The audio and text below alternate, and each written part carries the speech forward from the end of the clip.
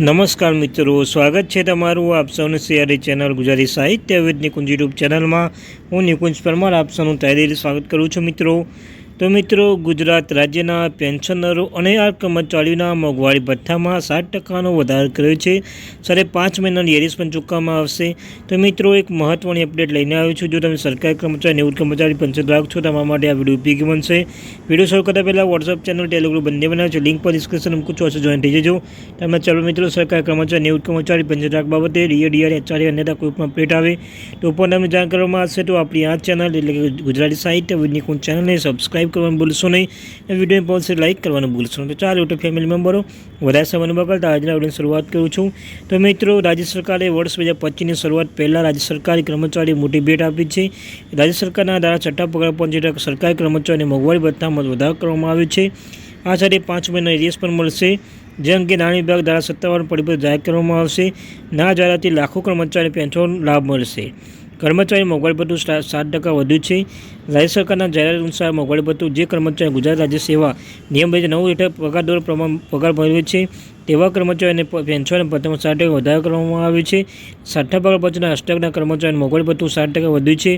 રાજ્ય સરકારના છઠ્ઠા પગાર પંચના પ્રમાણ મળતા પગાર કર્મચારીની પેન્શનોના કિસ્સામાં ચૂકવવાપાત્ર મોંઘવારી ભથ્થા માસિક દરમાં 1% 1 જુલાઈ 2024થી વધારો કરવા નક્કી કર્યું છે.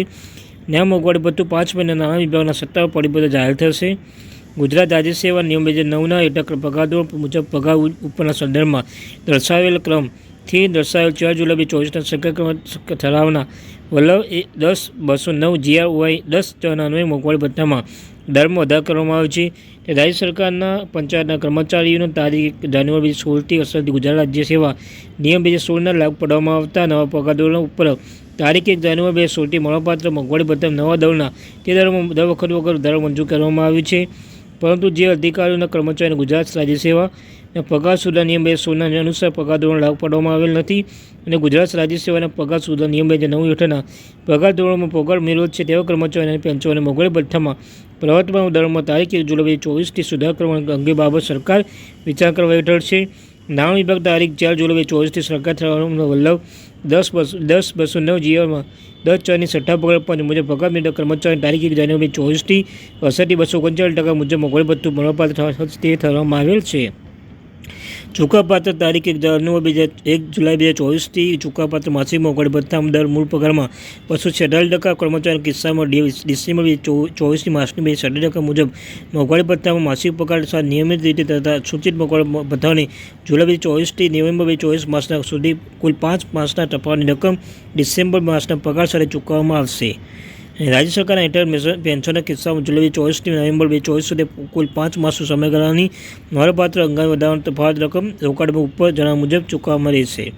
આ હુકમ મોંઘવારી ભથ્થા નિયમ વિનિમય કરતી વખતે નાણાં વિભાગ તારીખ 27 ફેબ્રુઆરી 2009ના સરકાર ઠરાવ જે પીજીઆર નંબર છે તે પગાર 4માં આપેલ જોગવાઈ અનુસાર મોંઘવારી ભથ્થું 50% પૈસા કરતાં વધુ પૈસા ચૂકવવાની આખા રૂપિયા પ્રમાણે થશે. 50 પૈસાના પૈસા કરતાં ઓછી રકમ ગણતરી લેવામાં આવશે નહીં.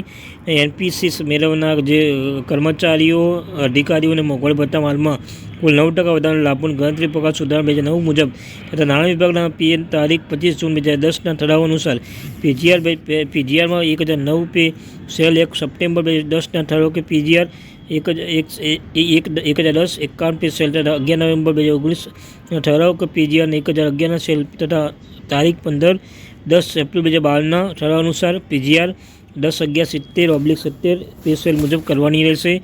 આ હુકમના જેમને પ્રોવિડન્ટ ફંડ ખાતામાં રાજ્ય સરકારના હસ્તકના તેવા રાજ્ય સરકાર તમામ કર્મચારી, પંચાયત કર્મચારી, માધ્યમિક ઉચ્ચતર માધ્યમિક શાળાઓના શૈક્ષણિક બિનશૈક્ષણિક કર્મચારી વર્ગ સહાયક અનુદાન લેતી બિનસરકારી શાળાઓમાં તમામ કર્મચારી લાગુ પડશે.